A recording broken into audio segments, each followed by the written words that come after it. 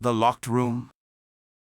It was a quiet, rainy evening when Sarah arrived at the old house she had inherited from her grandmother.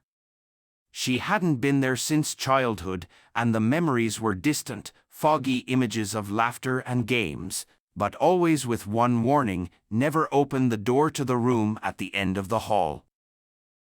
The house creaked as she explored it, old floorboards groaning under her feet.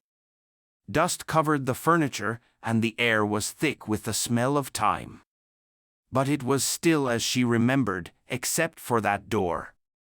It still stood there, just as mysterious, at the far end of the hallway. Curiosity gnawed at Sarah. Why had her grandmother always forbidden her from entering that room? What could possibly be hidden behind it? The storm outside rumbled, and a sudden gust of wind slammed the front door shut. Sarah jumped, her heart racing. She tried to shake the feeling of unease but found herself drawn to the door at the end of the hall. Slowly, she approached it. Her fingers hovered over the old brass handle. Maybe just a peek, she thought. With a deep breath, she turned the knob. To her surprise, it opened easily, revealing a dark room.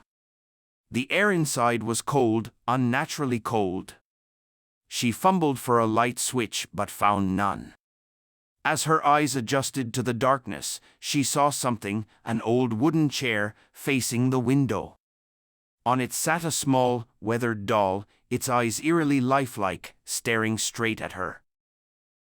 Suddenly, the door slammed shut behind her. Panic set in. She rushed to the door, pulling at the handle, but it wouldn't budge. Her breaths became shallow as she pounded on the door, but no one was there to hear. The room grew colder, and she felt a presence, like eyes watching her from the shadows. Then, the doll moved. Its head slowly turned toward her, its painted lips curling into a smile. Sarah's heart raced as she backed away, but there was nowhere to go.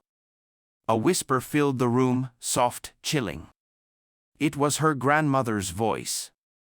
"You should have listened." The doll stood up, its tiny legs creaking as it walked toward her.